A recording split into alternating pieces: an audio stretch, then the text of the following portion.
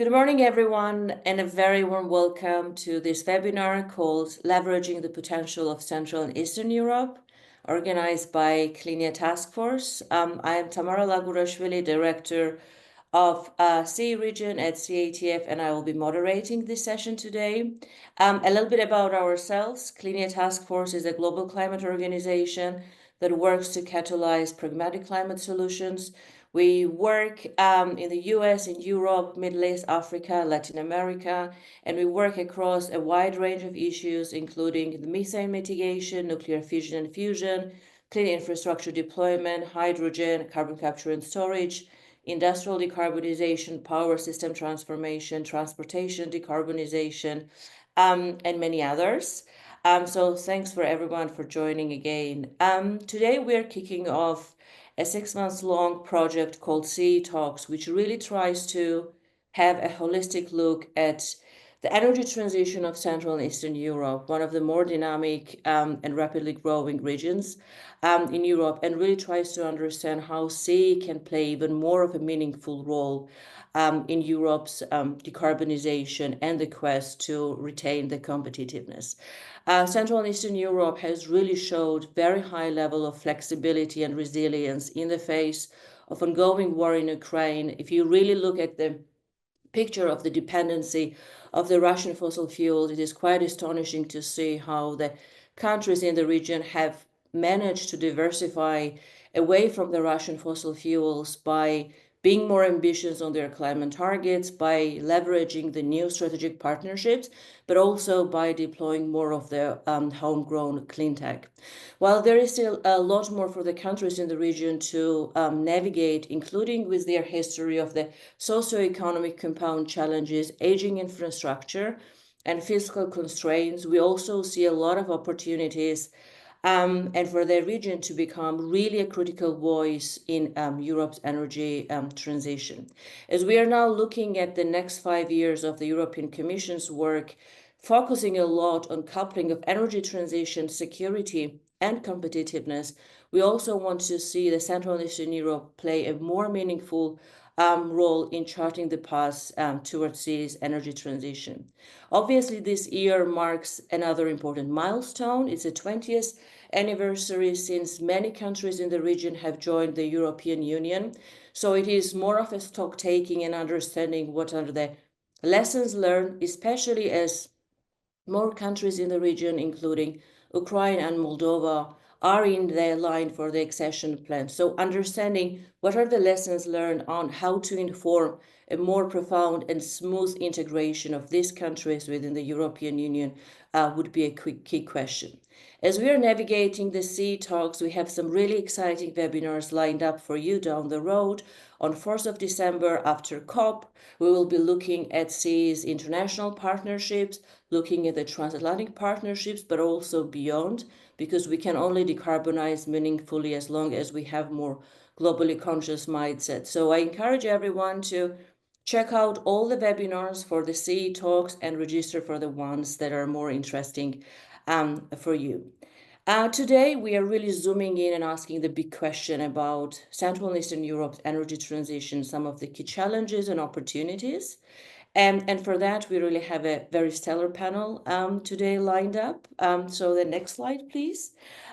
We are starting with the keynote speech and the fireside chat with Jan Dusik, Deputy Director General for Climate Action, European Commission. Good morning, Jan. Thank you very much for joining. Then we'll be navigating to the presentation from Project Tempo. We are Project Tempo's CEO, Pandora Lefroy, and Strategic Director, Luke Shore, will be sharing some of the most novel findings of their EU-wide polling, really zooming on Central and Eastern Europe and understanding the motivation of the voters in the region, what really motivates them for the climate action, and what are really the key takeaways for the policymakers to make sure that there is an early societal buy-in for the energy transition.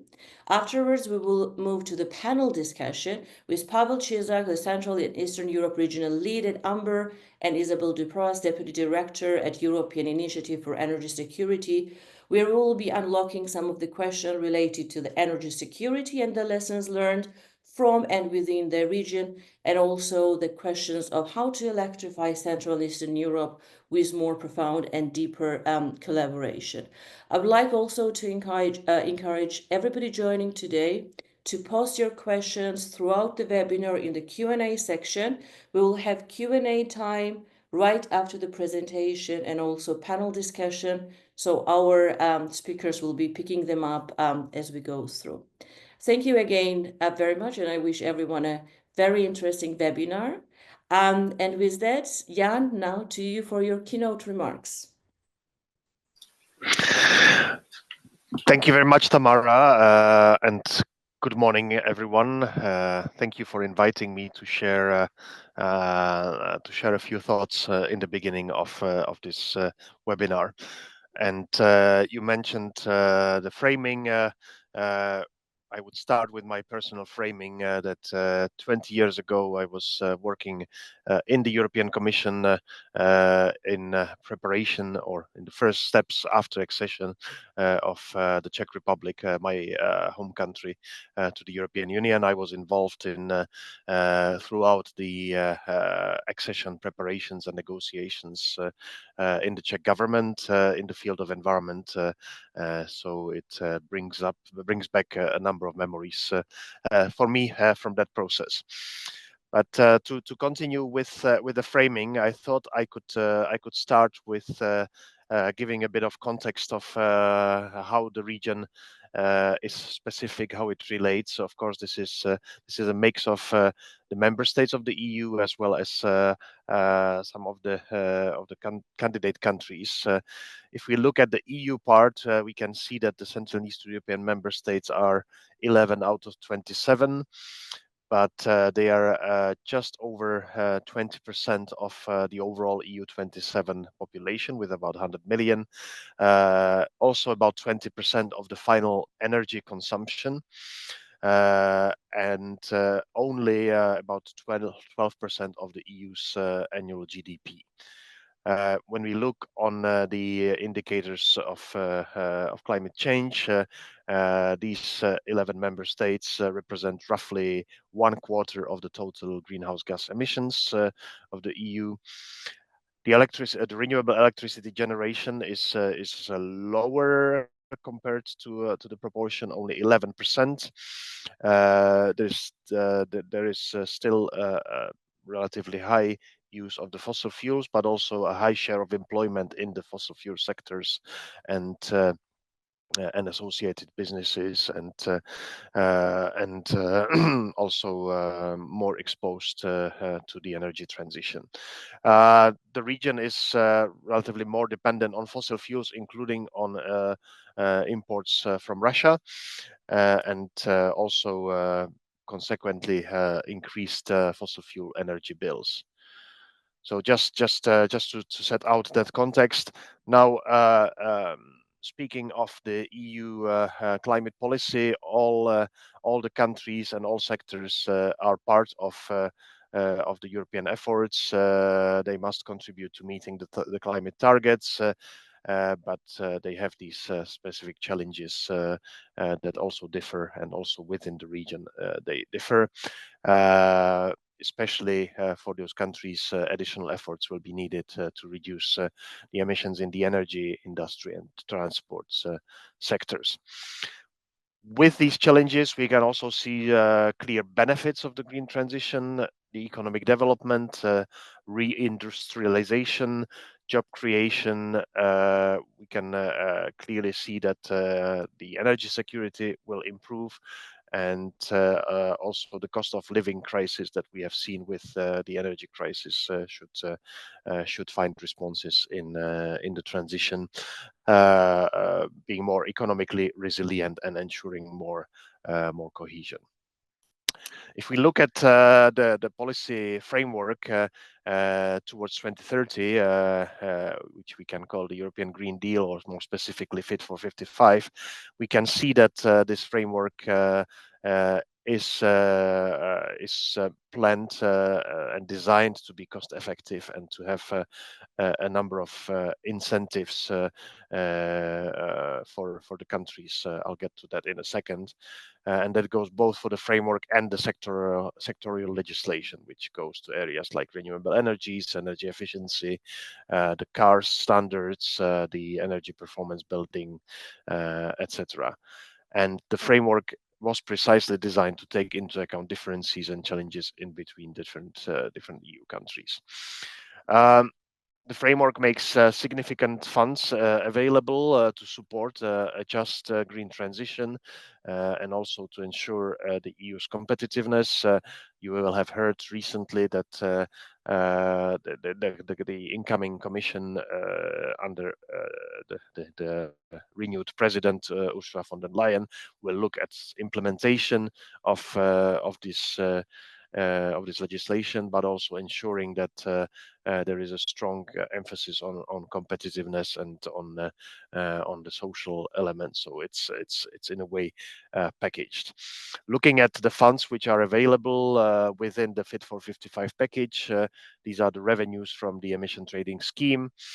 These are the which would be alone about 33 billion per year. The Innovation Fund is designed for breakthrough technologies for green transition. Specifically for the lower income member states, there is the Modernization Fund, which will have up to 2030 about 56 billion euro.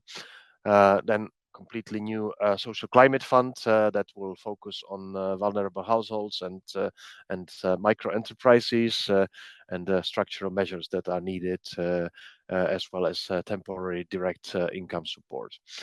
There's also the Connecting Europe facility, which brings additional funding in the fields of energy and transport, and obviously also the long-term cohesion policy and the Just Transition Fund have important allocations related to climate targets. Last but not least, the Resilience and Recovery Facility, which was a recent development, including Repower EU, has also significant funds destined for the energy transition.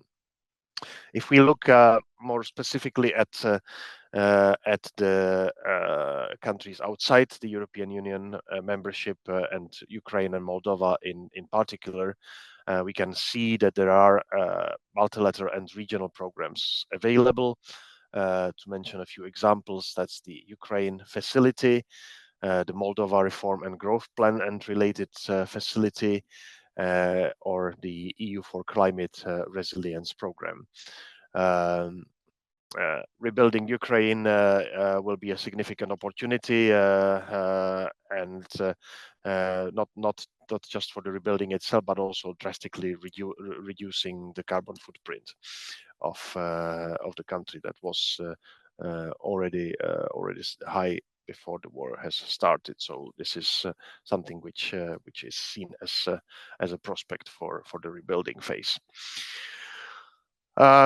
The Green Deal, of course, is focused on transitioning to a green economy, and as such, is an opportunity for new markets and job opportunities. And the same goes also for countries in the Central Eastern European region, reducing the dependency, accelerating the deployment of the renewable energy technologies, including green hydrogen, and stabilizing the energy costs. And one of the features of or the strength in implementing this transition is a regional cooperation, investments into infrastructure that are well targeted, and associated and additional reforms and investments, such as the ones that are supported by the ERRF instrument of the EU. We can see that we have the national energy climate plans submitted by the countries They are still coming in. We have about half of them received already. There is delay, but there's also a gap that needs to be closed in terms of the ambition to 2030. So it's work in progress, but these will be essentially the engine of implementing the Fit for 55. Once again, let me zoom in a bit on the specific case of Ukraine and the opportunities that are opening for Ukraine. We can see that there is a great potential for the country to become a significant provider of some critical raw materials for the clean industry, such as titanium, lithium, and many others. But also a potential to recover rare earth materials and minerals from industrial waste. The rebuilding of Ukraine in a sustainable way is also a significant opportunity in tapping on that potential. Looking at more on the economic side, still there are new instruments enshrined in the program of the new commission. I would specifically mention two of them. One is the Clean Industrial Deal, and the other is the Industrial Decarbonization Acceleration Act. And basically, both these instruments will be complementary, and they will look into how to accompany the decarbonization transition with ensuring prosperity for European industries, dealing with on one hand in particular the sectors which are which are not easy to reduce the emissions, the hard to abate sectors, but also dealing with the global competitiveness and how the EU industries relate to the global counterparts. So these are in a way two sides of the same coin that. On one hand, we are progressing, and we will be progressing with the climate policy that has a kind of end station in climate neutrality by 2050, and a pathway that goes to it with the 55% target 2030, and what the Commission proposed and maintains the 90% target by 2040, but making sure that this is well aligned with competitiveness. And a lot of discussion currently is happening around the report of Mario Draghi and the synergies that he highlighted as essential to move forward and address the current challenges that go much beyond what the climate policy requires. Final note in the introduction, I would relate to the fact that the climate is already changing, and we are seeing the effects in the Central European region. The extreme floods that struck a large part of the region recently are very strong example, and it shows that we need to prepare better for such events through climate adaptation. That's also why the Commission program for the future includes the European Climate Adaptation Plan that should look into how we can work better together in ensuring adaptation, drawing on a landmark assessment that was published earlier this year, the European Climate Risk Assessment, and we are planning to continue with these assessments, but to look more into policy and policy coherence as regards adaptation. So I would probably leave my introductory remarks here, but I'm very much looking forward to the discussion. Thank you. Thank you, Jan, so much for really taking us on the journey and understanding how kind of the micro and the micro layers of the energy transition, how the sea plays part into that. I would like to pick up on several things that you have mentioned in your introductory remarks. Kind of the one thing that you have talked about quite extensively is all the funding and financing mechanisms that are in place to help the countries in sea, but also more targeted at the vulnerable households. What we see quite often is that the countries in Central and Eastern Europe have also issues with the funding absorption of the EU funding. Like, for instance, I think Bulgaria stands somewhere at 60% of how much funds it can absorb, which also obviously is related to the institutional capacity of the countries, but also quite frank with political changes in those countries. Could you speak a little bit about how this can go in hand while money is available, but sometimes it's not accessed, but also not absorbed by the member states in C? If you could share your thoughts on that. Yes, thank you. And you're absolutely right, Tamara, that in principle there's a lot of resources available, and the important question is that they are used where they are most needed in the most efficient way. And of course, that's also part of the bigger discussion, that they're not used for going in the opposite direction, either for supporting or extending the use of fossil fuels, or when it comes to dealing with, for instance, the flood impacts, that we avoid the mistakes of the past when doing the reconstruction and not investing in the same problems, and then exposing to the new impacts that would come in the future. So it is important to do it well. There are, as I mentioned, planning instruments. I mentioned the national energy and climate plans, which are a kind of implementation vehicle for the countries. The Commission is reviewing these plans. They first provided a draft to the Commission. We have provided comments, and now we are receiving the final version. So these are in in a way the cookbook for the countries to use.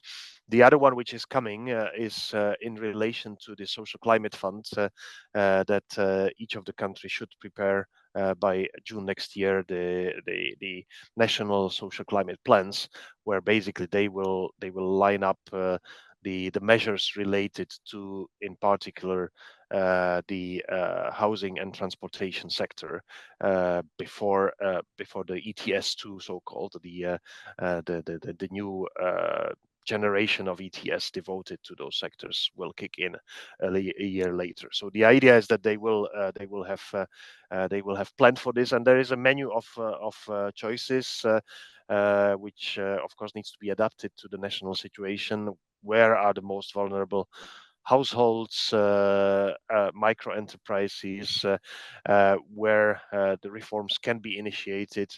The funds are relatively big, but they are not endless. So also thinking how they can best have a long-lasting impact. There is an opportunity of direct support by basically subsidizing the higher costs of energies, but this is limited, and this is also time-bound, and really the main emphasis should be on the reforms. There is technical assistance that is provided from the Commission to the member states with these, for instance, social climate plans, but also overall with the transition, and a number of EU countries have used this technical support instrument of technical assistance that helps them in this planning.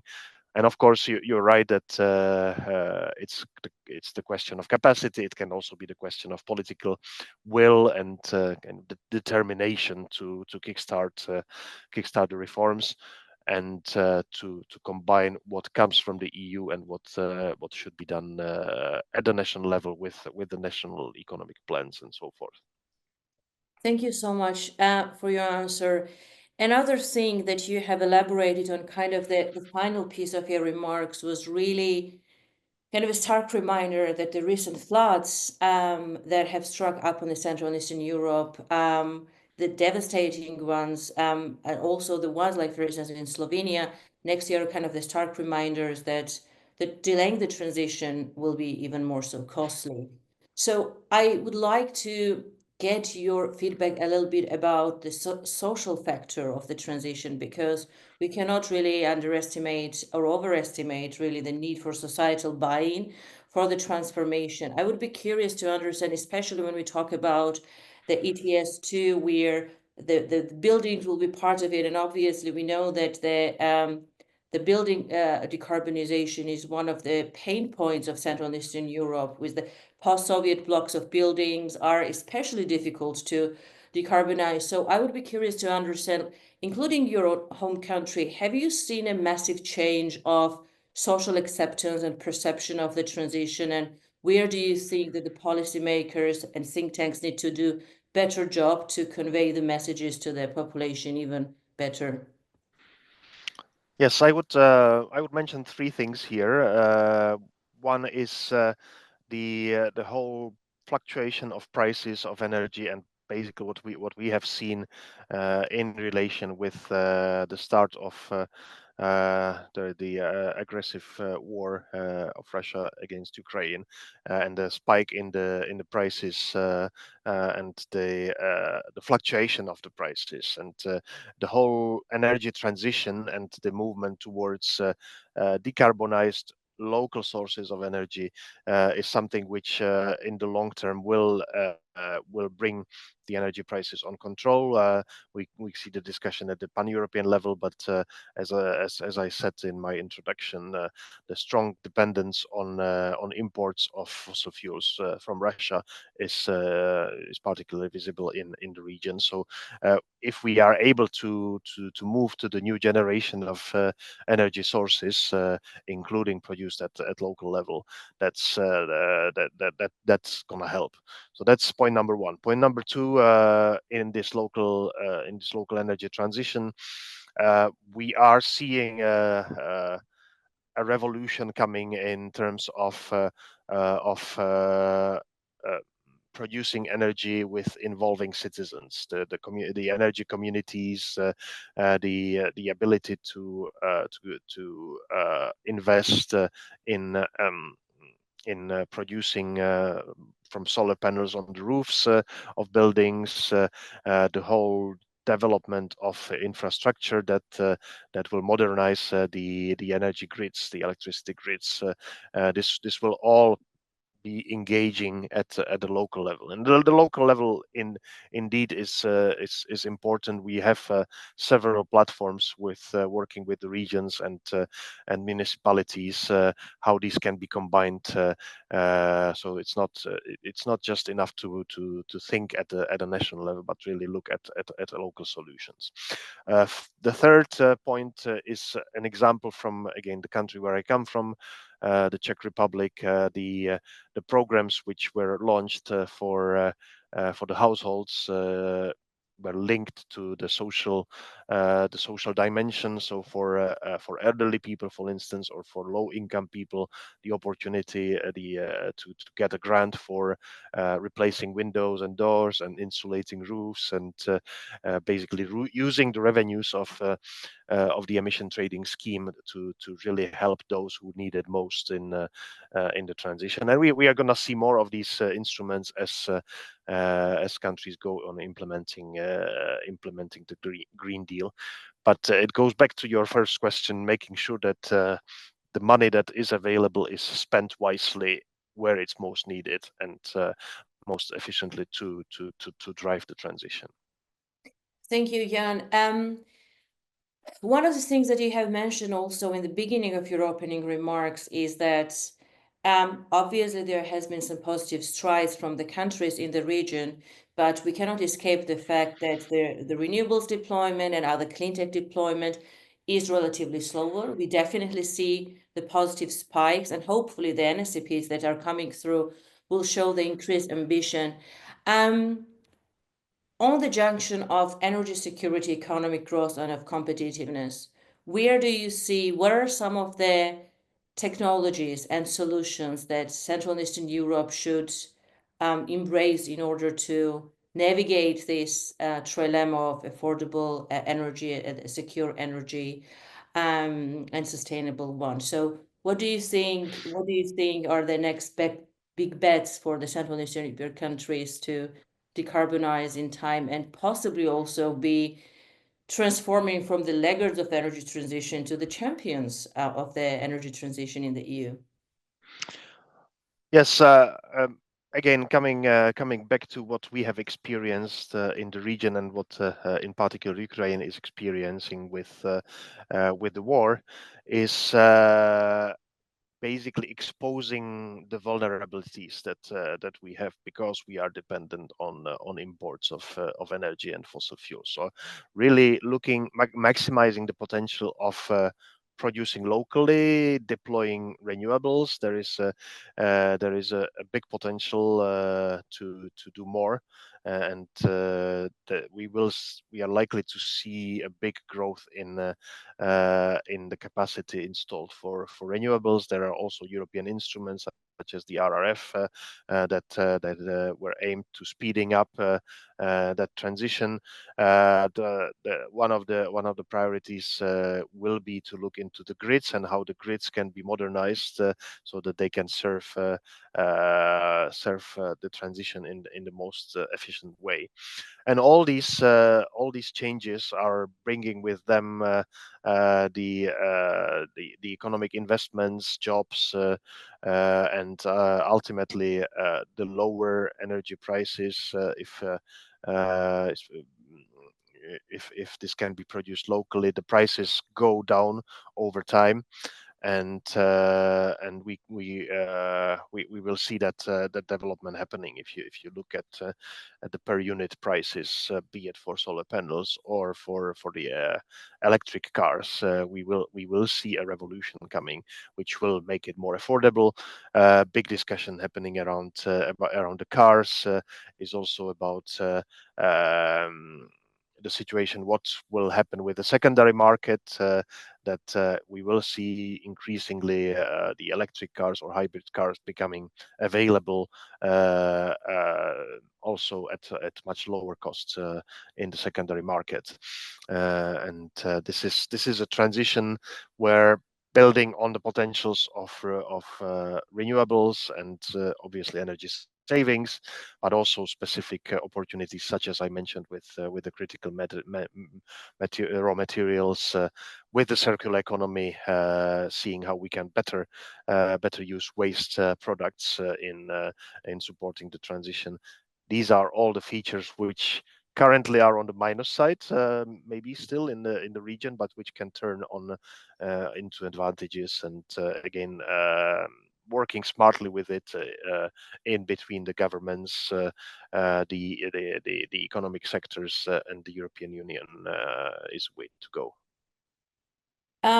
Thank you, Jan. And some of the things that you have mentioned kind of consistently in your opening remarks, but also in your response right now, is industrial competitiveness is going to be kind of shaping, obviously, the European Commission's work for the next 5 years, which takes us very close to 2030 targets. When you really look at Central and Eastern Europe, these countries really have very solid manufacturing base. However, a lot of it is really labor intensive, which is kind of a hangover from the communist era setup. So, and when we talk about EVs and the battery manufacturing, we really have seen in the last few years a huge spike of the battery manufacturing, for instance, in countries like Poland, Hungary, and Slovakia. So my question to you is that within the whole Clean Industrial Deal, Industrial Accelerator Act, where do you see the role of Central and Eastern European countries using their manufacturing base, but also injecting more of the innovation within this framework to become the drivers of industrial competitiveness? Yes, indeed. I think that there are strengths in the legacy. There are strengths of a strong focus on manufacturing, and also the labor force, the people who have jobs, and these jobs probably need to evolve. Many of them they need to be these workers will need to be reskilled. The designs, the technologies need to be updated, and you can see it happening. And you quoted some of the examples of the changes that are happening across the country. So it can be turned into advantage of having that approach and sort of strength in manufacturing. It doesn't mean that the industries as we've known them in the past will remain exactly that. They will be transformed. They will partly be decarbonized, partly move to another products and other processes, and that's the key to engage in that transition. At the end of which they will be able to thrive in the European markets. And again, I saw some examples of actually showcasing how some of the industries that now are being developed in Central and Eastern Europe can become global leaders. This is one other effort that the Commission will be pursuing to stimulate leading markets for European products. And I think that the whole purpose or the whole success of our transition towards climate neutrality is that our economy will be able to transition and to be more resilient domestically and also on the global market. So it's and there I see a clear chance also for the Central Eastern European region. Thank you, Jan, for your very insightful comments and reflections. Any last remarks that you would like to leave us with? Well, I'm eager to listen to the rest of the discussion, and I think it is important to look forward and say, okay, so we are in this together.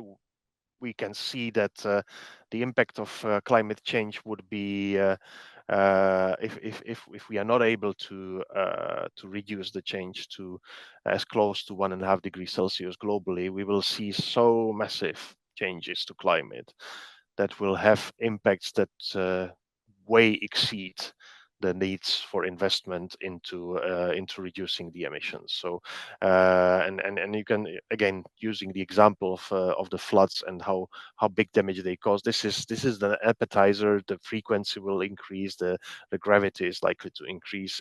It's not gonna disappear. We have already created a backlog which will be with us in terms of changing climate. So the sooner we are able to transition to close the tap of emissions, the sooner we will be able to get out of that conundrum.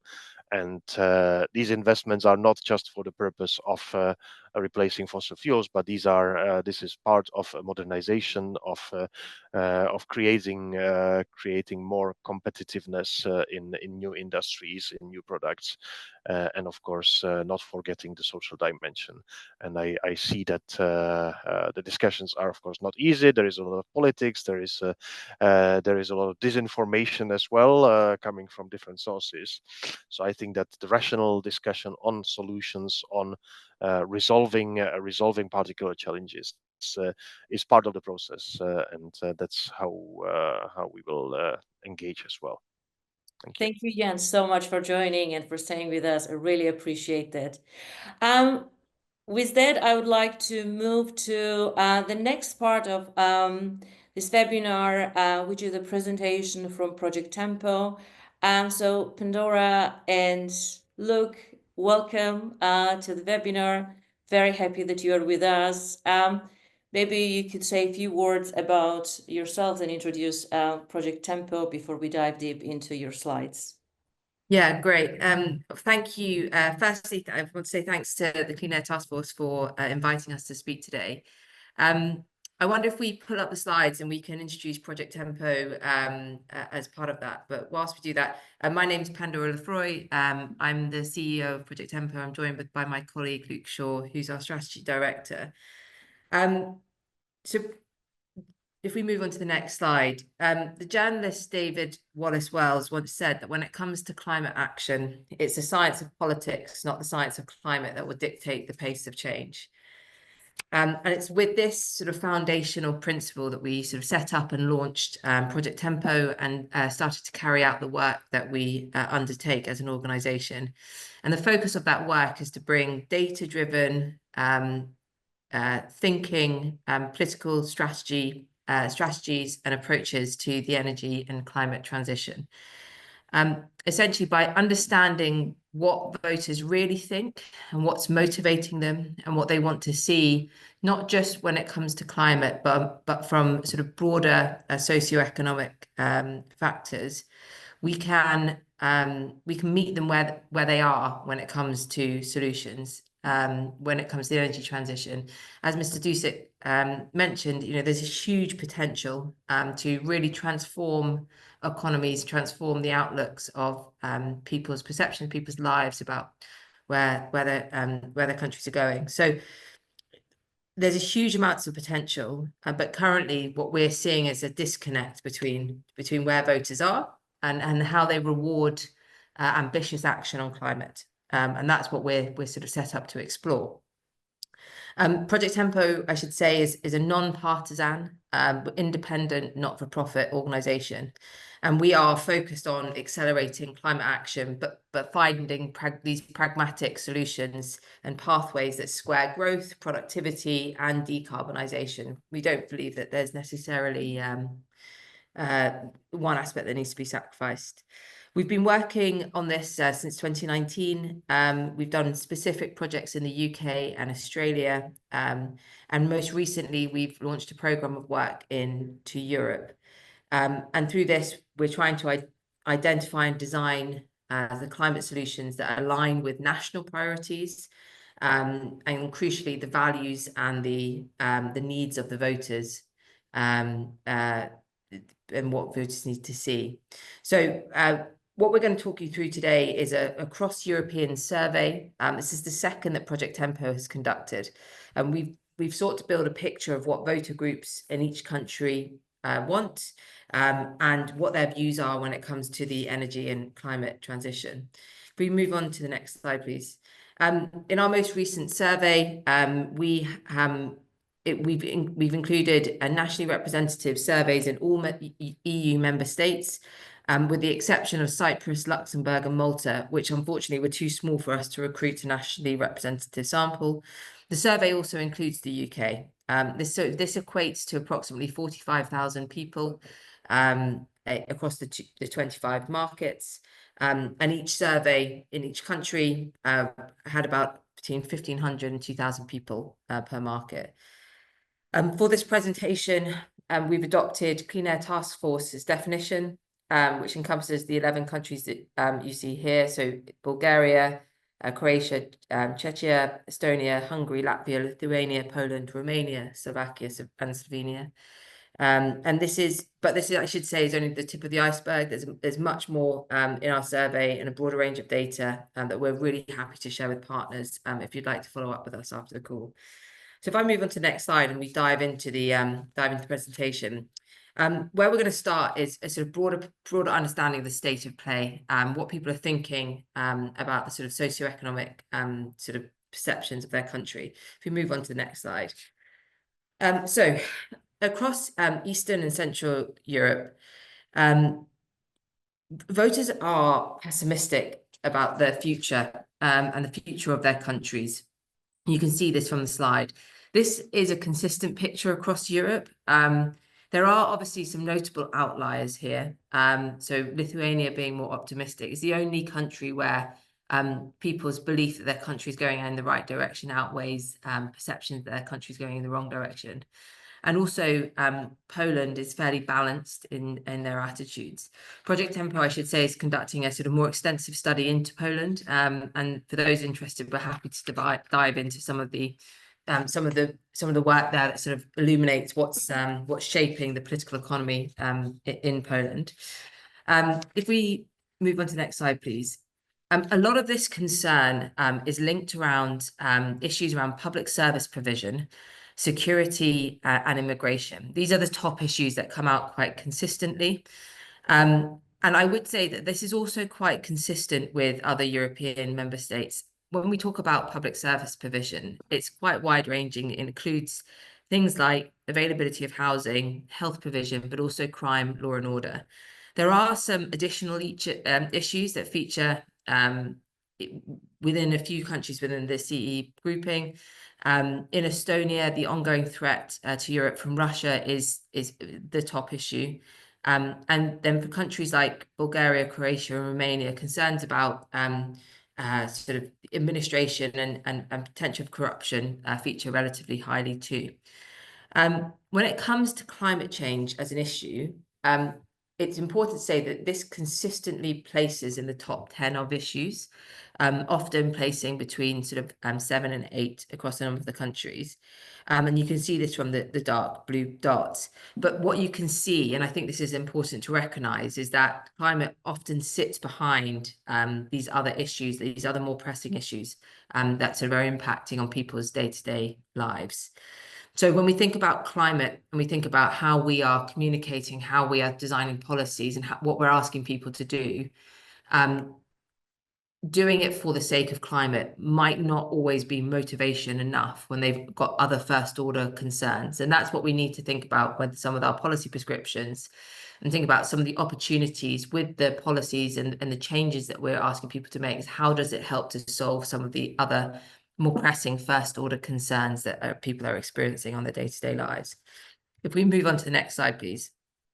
Given the importance of energy security, we wanted to explore what energy security really means for voters. So what aspects are critical, how actions on these will improve people's perceptions about whether their country's going in the right or wrong direction. So we surveyed a range of options that included self-sufficiency, reliability of supply, price stability, economic competitiveness, and the ability to protect infrastructure from hostile action. So the two sort of factors that sort of came out consistently across the countries is this idea of self-sufficiency and reliability of supply. I should also point to the fact that this is also consistent across the European picture. And I think it sort of touched on one of the points about that Mr. Dusic mentioned, which is this idea that people want to have stability, and self-sufficiency is often linked to the lack of sort of volatility in price as well. And so by building self-sufficient energy supplies, it helps to alleviate that. Price is also an important factor, and that is price for industrial energy and households. So it is securing that economic landscape as well as household prices. And then we also, you'll also see again in Estonia, the one sort of outlier here is this idea of defending the energy grid from external threats. That sort of came out third for Estonia. But the central point that came through this is that reliability and self-sufficiency, when it comes to people's perceptions of energy security and people's positivity when they're thinking about improvements around energy security and making them feel more optimistic about the future, they are the critical factors that need to be addressed through the transition. We move on to the next slide, please. So what we're going to do now is dive into a little bit more specificity around climate change and the energy transition. So if we move on to the next slide, please. So across Central and Eastern Europe, there's consensus that climate change is happening and it is being caused by humans. The CE average is generally comparable to with the EU average, but there is some small variations in the region. But on the whole, there is this consensus that is happening. On the high end in Croatia, 76% of the population acknowledge that climate change is happening and is caused by humans, whereas on the slightly lower end, Estonia, still a majority of the population, but 54% of people recognize or believe this to be true. If we move on to the next slide, please. When we think about the objectives of the European Green Deal, voters are generally supportive of this. So the majority of people believe that reducing emissions should be a priority for European leaders. 58% believe that climate change is a major threat, and 56% believe we owe it to the next generation to be tackling climate change. So whilst there's a level of ambivalence, people's sort of strong belief against those factors is relatively low, in the sort of low teens when it comes to both the Central European average and then the European average too. If we move on to the next slide, please. So there's a lot of data on this slide, so I'm going to apologize, but it tells a really interesting story, and I'm keen to sort of bring this to the fore. So when we ask a question that it's important to that my country implements a policy that tackles climate change, the reason we ask that question is to see whether people support that action on a general term. But what we want to also understand is when you add in a consequence, and in this instance we put cost in, you can delve into the level of committed support that exists. And so what we're trying to do is explore the resilience of that support. And through that, there's sort of people trying to sort of delve into whether people are committed purely on climate change reasons or need to understand the sort of wider benefits from action. And what you can see quite consistently across the picture is there's a relatively high level of support for unconsequential action on climate change. You know, it's in the 70% for Hungary and Croatia. And you know, those countries sort of outstrip the a European average. But what you do also see is when you there is a notable decline when we add in a personal cost to people. And what we did is on a scaling level of 10 euros a month, 25 euros a month, moving up to 100 euros a month. Now, obviously, this is grouped at a national population, and so it's interesting. It sort of shows that there is work still to be done to sort of to really sort of communicate and sort of make real the benefits from climate action and the energy transition, to sort of justify people's perception around cost and their sort of personal sacrifice they're willing to make. So this is obviously done at a national level and tells an interesting story. When we burrow into this data, specifically for a country, you can see this and how different segments within the national population break. And that's really helpful when we're thinking about what policy implementation looks like at a national level, and how different groups will respond or need to be engaged with in order to unlock support and long-term support. I should say that all of this data that we will go through today is going to be on our resource hub, and we will be doing that breakdown on a national level, and we'll be publishing that on our resource hub, and it's available for people to use. I'm going to hand over to Luke, who's going to, if we move on to the next slide, please, he's going to start to talk a little bit about the cost and people's perceptions around that, and then the technologies and support for technologies that underpin the transition. Luke. Thank you, Pam. If we could go to the next slide, please. So Pan has introduced the data on attitudes to the objectives of the European Green Deal. Given the shift in rhetoric from the Commission, we also wanted to test the framing of a clean industrial deal. And what we found is that a majority of CEE voters support this framing, and they agree that Europe's industries will need to adapt to green technologies to stay competitive. But interestingly, we found the shift in frame from a European Green Deal to a clean industrial deal doesn't generate an overall increase in support. The numbers are similar to those Pan showed for the Green Deal. And when we look behind these numbers, we actually find a similar kind of voters support the framing of both the Green Deal and a clean industrial deal, which suggests that this shift in rhetoric is not yet, at least, winning over people who aren't already persuaded by the transition. So next slide, please. When we examined attitudes towards different clean energy and climate technologies, we found a plurality of support for all the technologies we tested. And that includes, as you can see, wind, solar, carbon removal, and new nuclear. And across the board, renewables were the most popular technology we surveyed, supported by approximately 3/4 of respondents.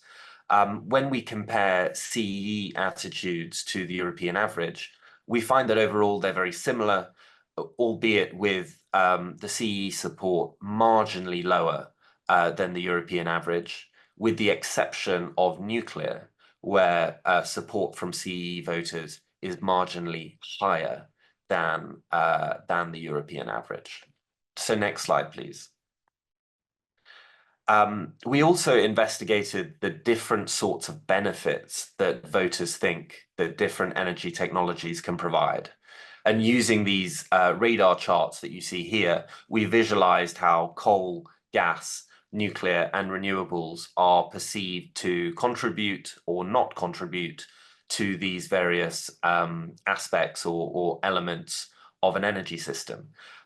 So you see them self-sufficiency, lower end user costs, local job creation, industrial competitiveness, safety, sustainability, and strategic autonomy. And the further out the lines, the more support or the more people associate technologies with each of these attributes.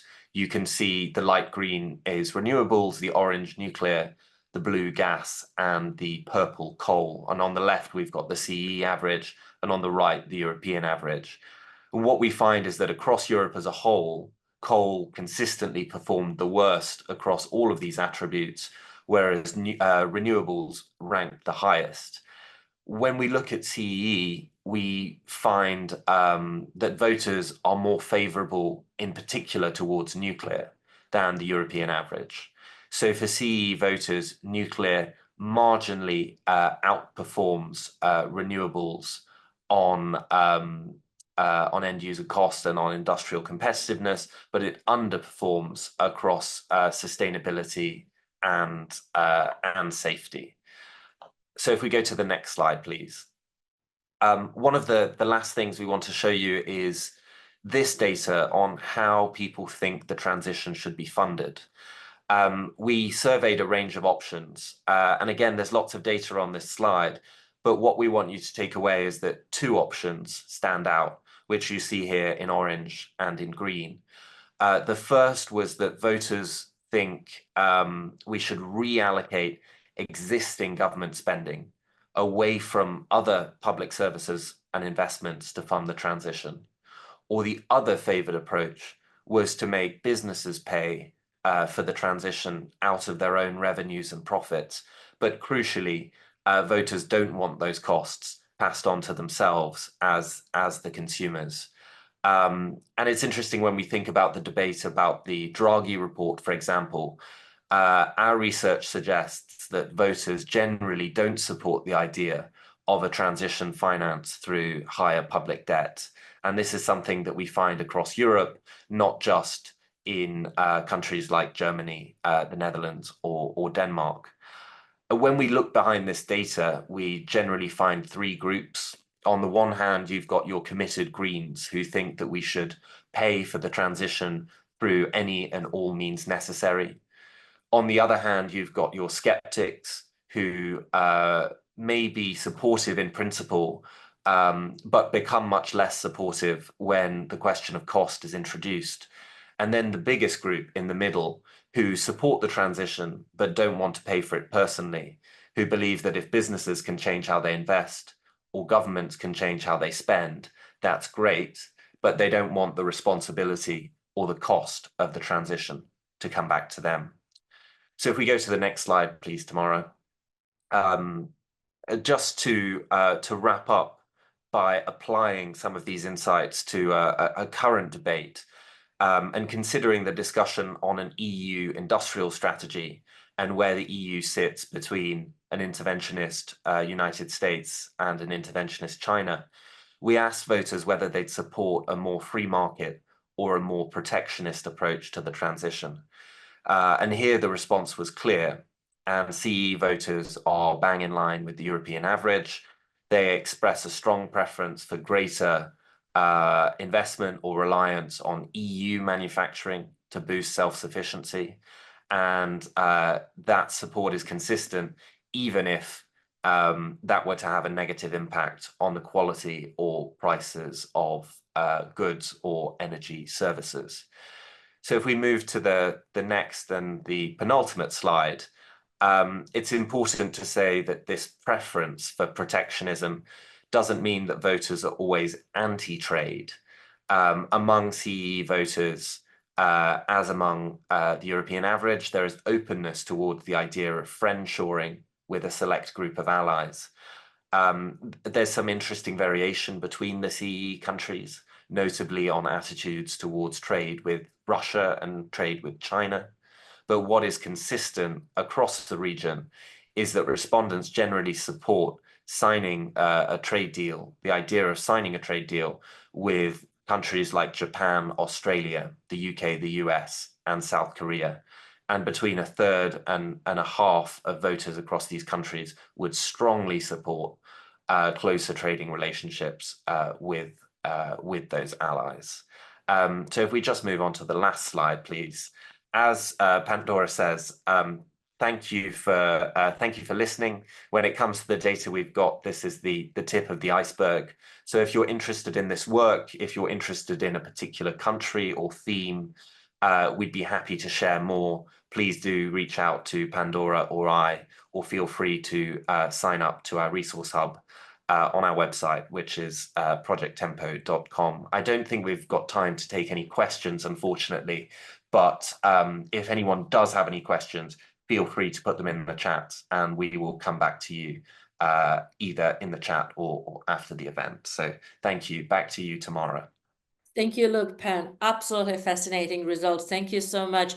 I know we are under the time crunch, but maybe I will ask like 1 or 2 questions and let's have like rapid fire round on that. So the first question is about how do you want, or what do you want the governments and the policymakers to take from your findings and use that to leverage the early societal buy-in for the energy transition?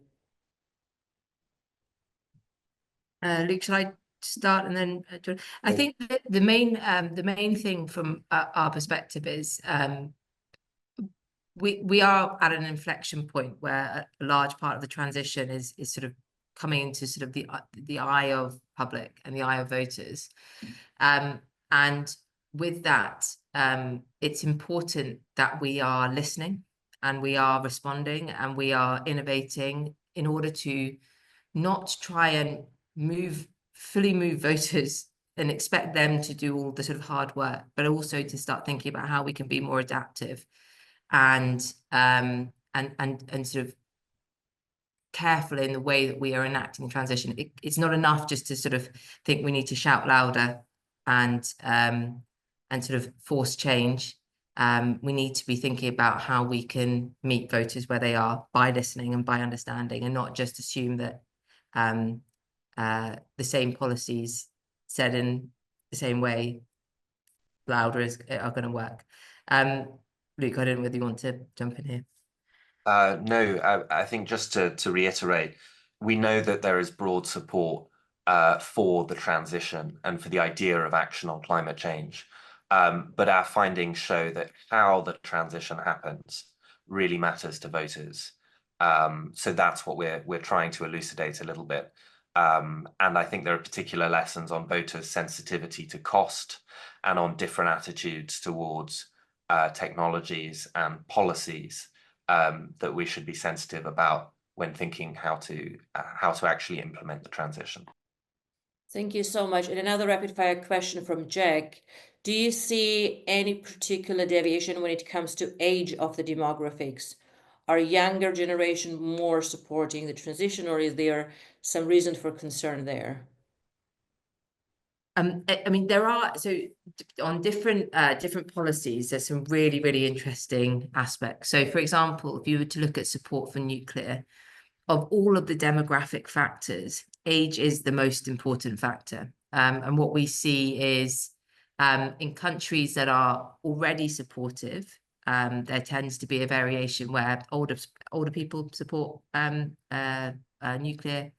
In terms of countries where there maybe is less support, it's actually the younger generation. So, for example, that's just one sort of applied measure where age is a factor. More generally around the transition, Luke, do you want to jump in on that? Sure. So, I think we find some interesting variations. So in some of the sort of Western European countries, we find sort of stronger support for climate action among the young. But in other places like Poland, it's actually among the over 65s who over-index as sort of the biggest environmentalists and supporters of action. And then, as Pan says, on something like nuclear, you see opposing trends in different categories of countries, where countries that are already supportive, the older generations are most supportive of nuclear, mostly for energy security and cost reasons. But in the countries that are least supportive, it's the younger generation that is starting a new discussion on nuclear. But for them, it's the dimension around sustainability and climate action that is most important rather than energy security. So there's really interesting nuances when you dig into the countries and the issues. Thank you so much, Pan and Luke. There is one more question in the chat, so I would definitely encourage you to directly respond to Jack. Thanks a lot. And I would like to now move to the panel discussion with Pavel and Isabel. Hello, Pavel. Hello, Isabel. Thank you so much for being with us today. Would you like to start maybe like 2-minute each framing remarks, introducing your organization, and a little bit of framing for the conversation for the panel discussion? Isabel, would you like to go first? Sure, very happy to start, and thanks so much, Tamara and Clean Air Task Force for inviting us to speak. I'm Isabel Jupai. I'm the Deputy Director for the European Initiative for Energy Security, EISE for short, not EIES, as some people tend to call us. We were launched last year by SAFE. SAFE is a nonpartisan think tank based out of DC that's been working on energy security issues for the last 20 years. I guess I wanted to give some high level opening remarks on sort of 3 key themes. So the first being kind of the political leadership in the Baltic states. The second being this question of sort of foreign investment in Central and Eastern Europe, and what that means for international partnerships. And then also kind of tying that into what that means for our topic of energy resilience. So on my first point about political leadership, I'm just returning from Vilnius a couple of weeks ago, and I wanted to point out, because there was a little bit of like negative framing at the outset of the webinar regarding sort of the leadership on the energy transition, and I really wanted to highlight that Lithuania's political leadership in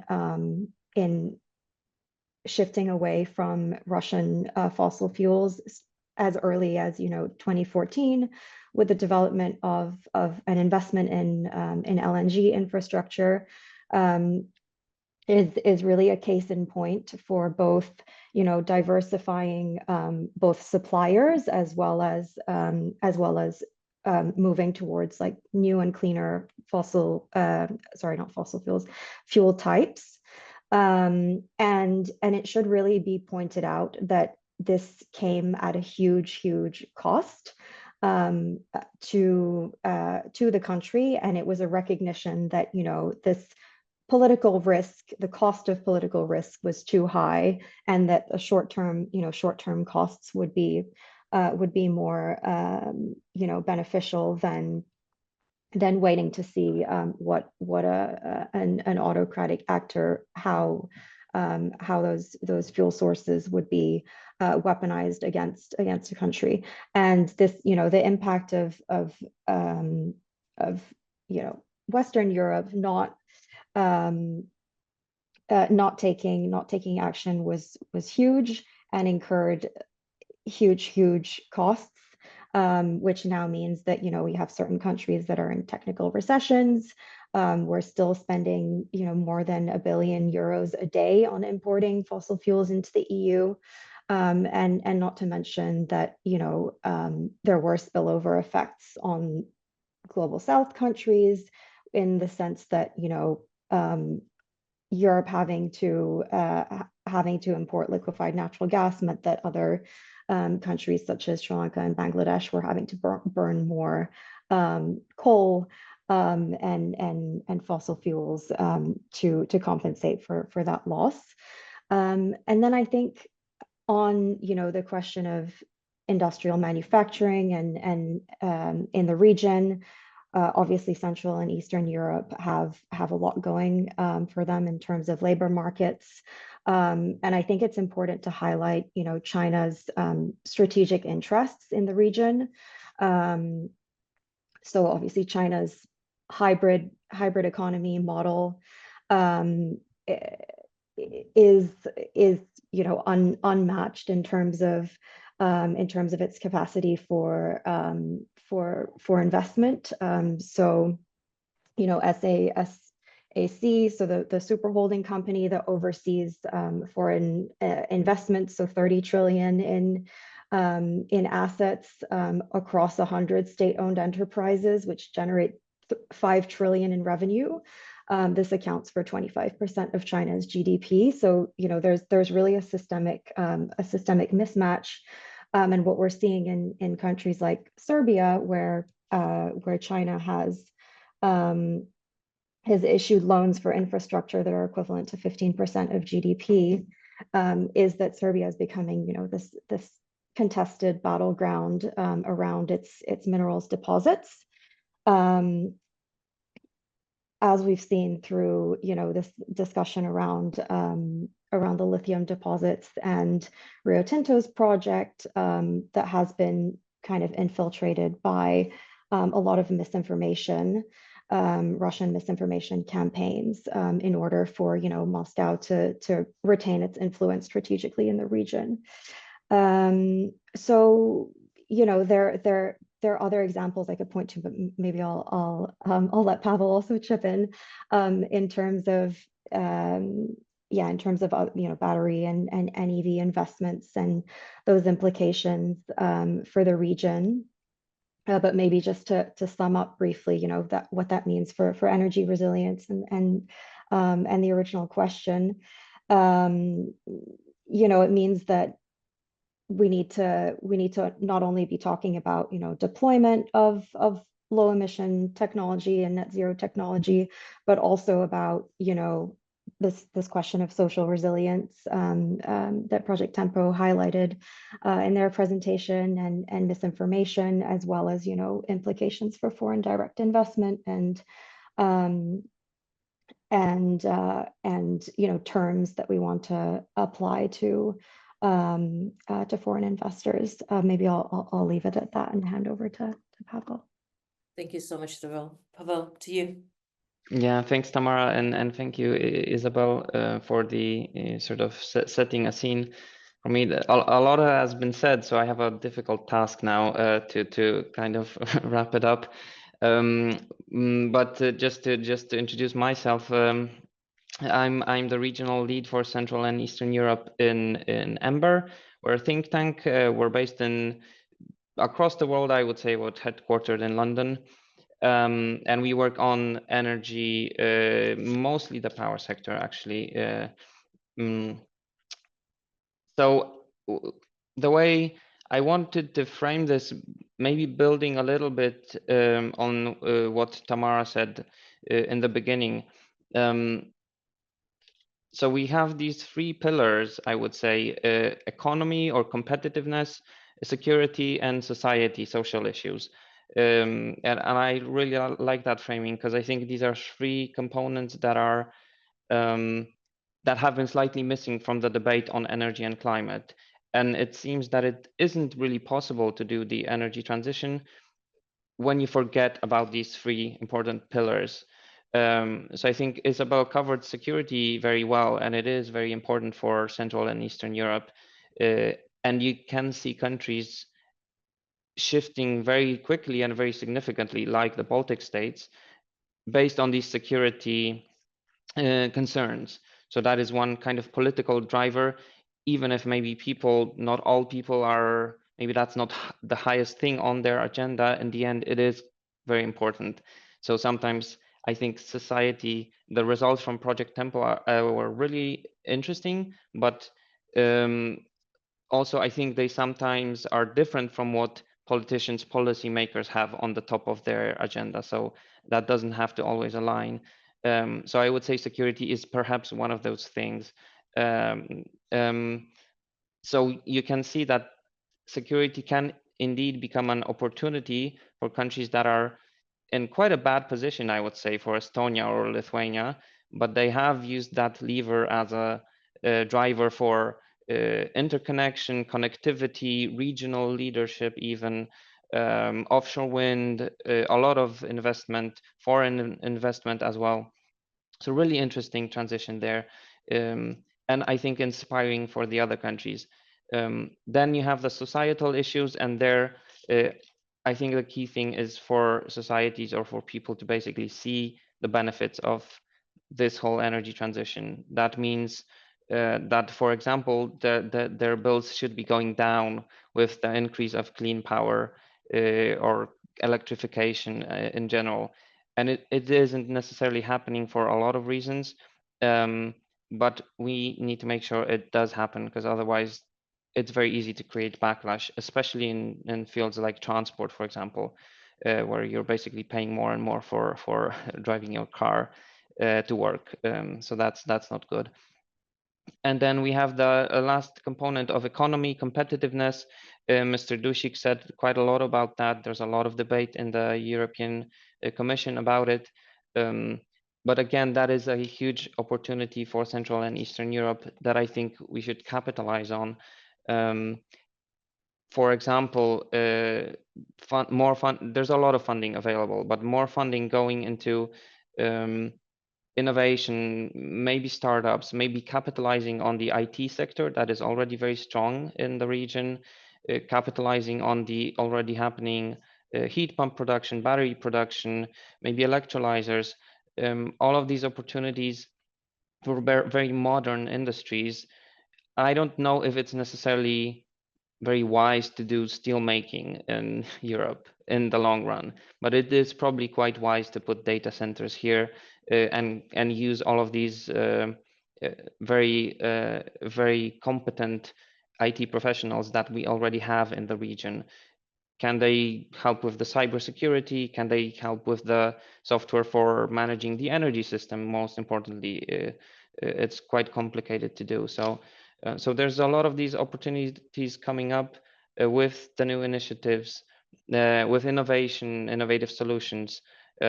We just recently worked on agrivoltaics, so trying to marry agriculture with the energy transition as well, help both the rural communities use land more efficiently.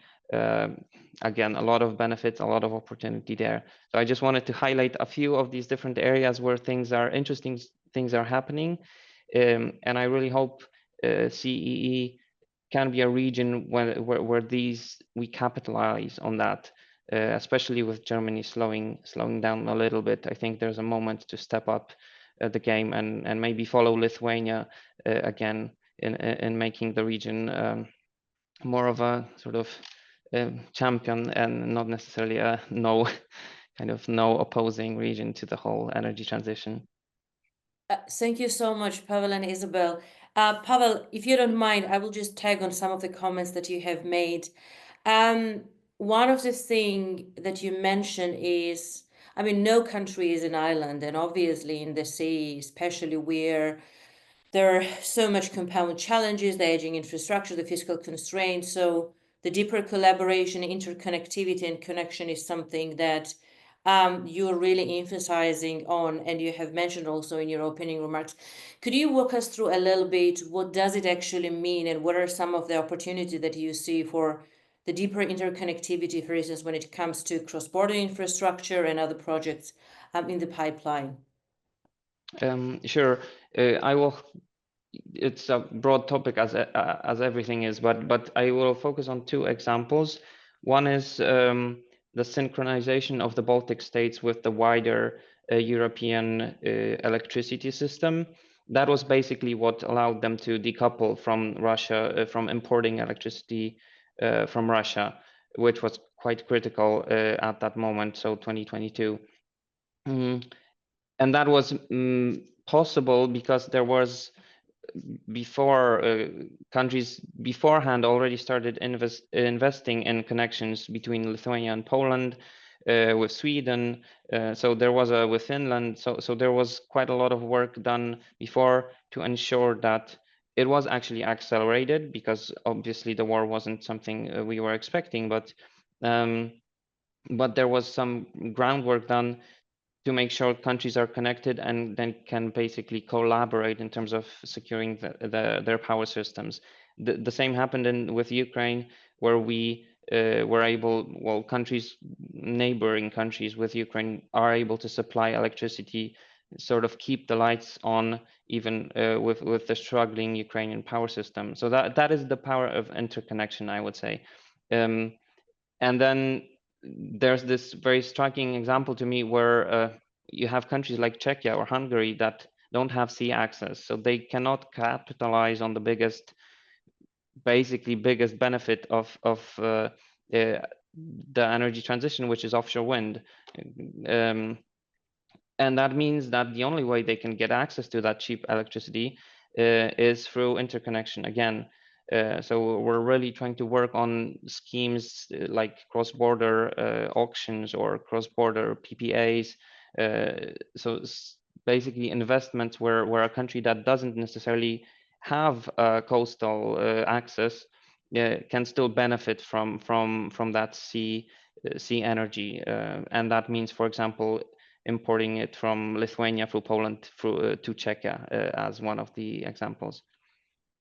Thank you, Pavel. And I will tease your brain a little bit in the second round of questions. But Isabel, to you, I think some of the points that you have made in your opening remark are definitely worth elaborating on. So I would like to invite you to walk us through about the kind of the FDI-driven economy, which looks really interesting and attractive on the paper. But like, could you talk a little bit about some of the perils and like, what is the cautionary tale that the CEEs need to be mindful of when it comes to the foreign investment that you have outlined as one of the pillars of your opening remark? Yeah. I mean, the other example that I wanted to raise was, the implications of China's investments in battery and EV manufacturing in Poland and in Hungary, and their implications for Western manufacturers, especially Northvolt. So essentially in 2022, during a time when China was investing heavily in those two countries, imposed export controls of graphite into Sweden. And I'm not going to say that that's directly the reason for all of Northvolt's grievances right now, but the implications and the fact that China's ability to leverage its hybrid economy model it's not merely theoretical. So these are very much examples that have played out also in in Germany with solar panels and large amounts of investments into domestic solar panel manufacturing, which essentially resulted in tens of thousands of job losses as a result of overcapacity and dumping, and of course now there's a better recognition of the risk, of the environment, of the economic security implications of this hybrid model through, tariffs on EVs into Europe, which are going to have to also be played out in the battery field, in order to enforce a race to the top rather than aggravating a race to the bottom on standards, be it environmental or labor.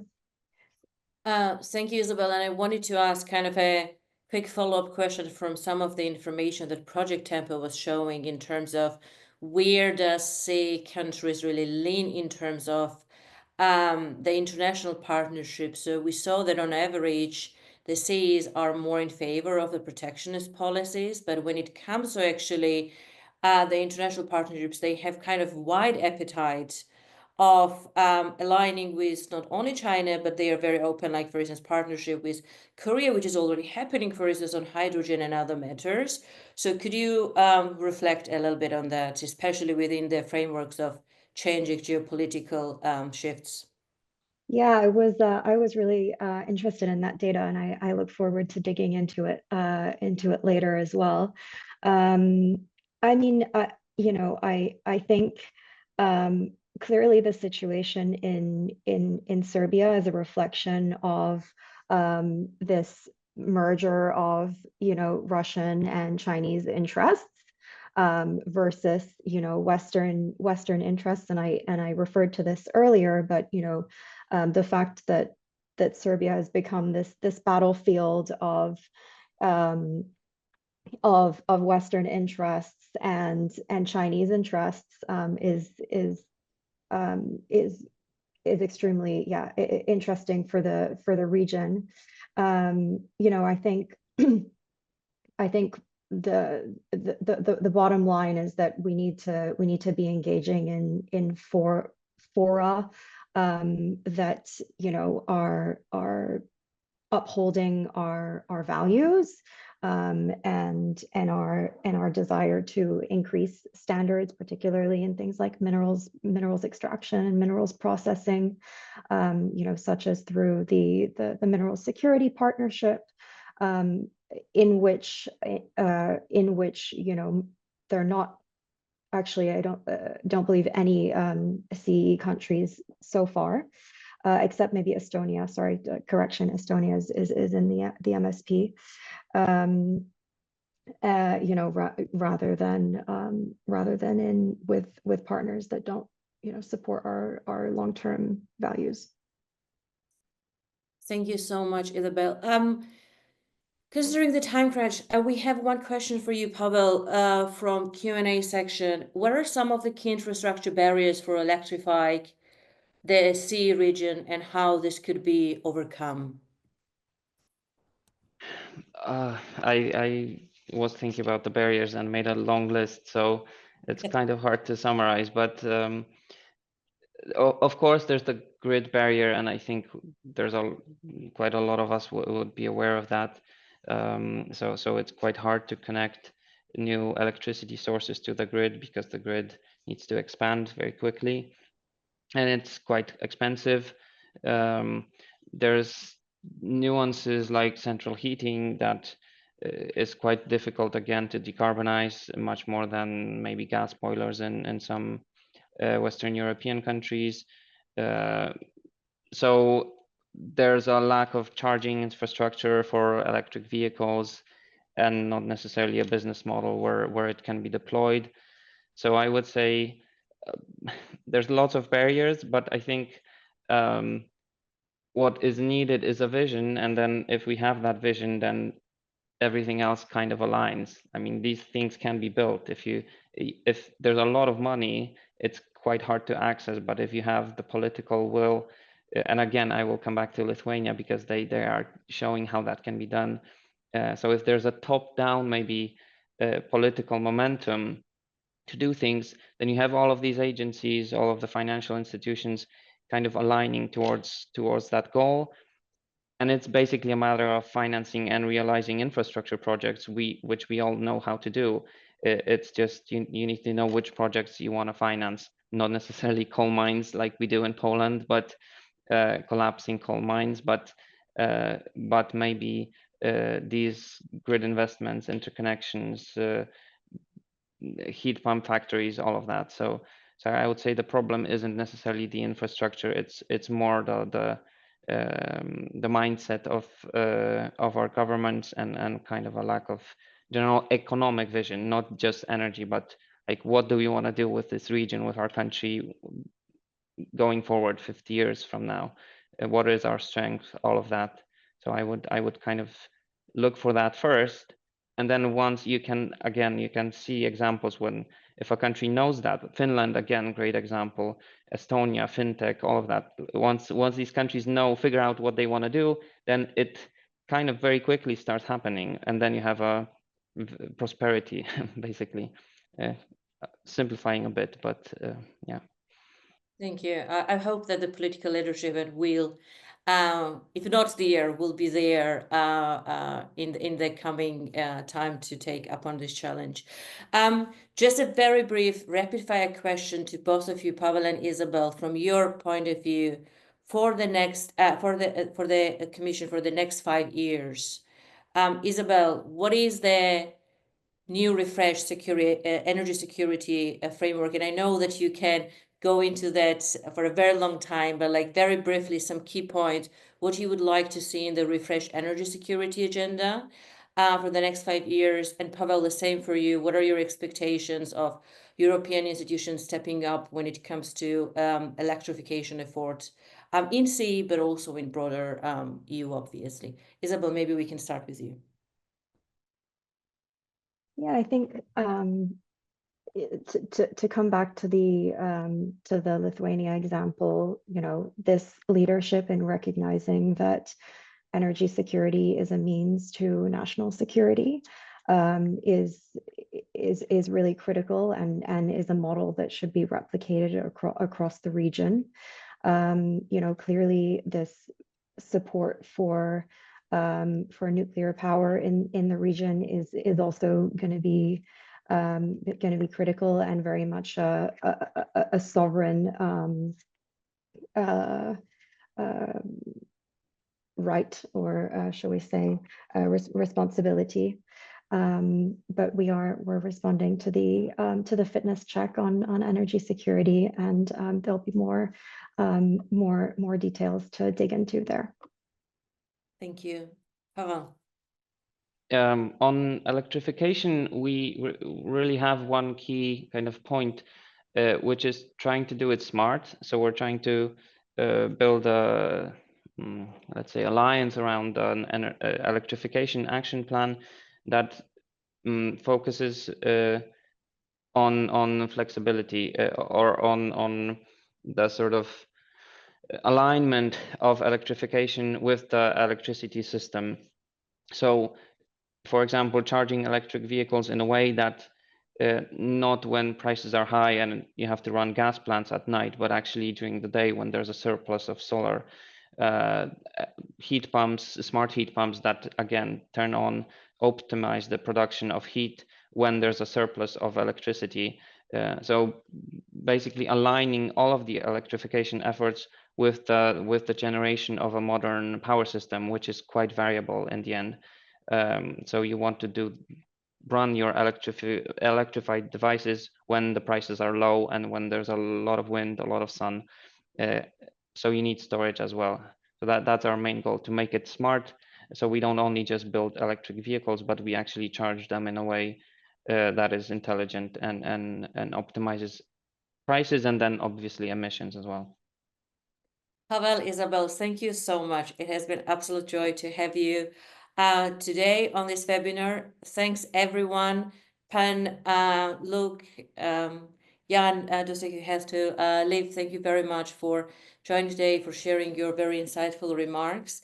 We will be getting back to the second edition of our CEETalks, looking at the CEE's international partnerships, titled CEE's role in the world on December 4th. So stay tuned for that. We will follow up with all the registered people today with a thank you note, including some of the materials that we have been showing today. Thanks very much for everybody for tuning in, and I wish you a wonderful day.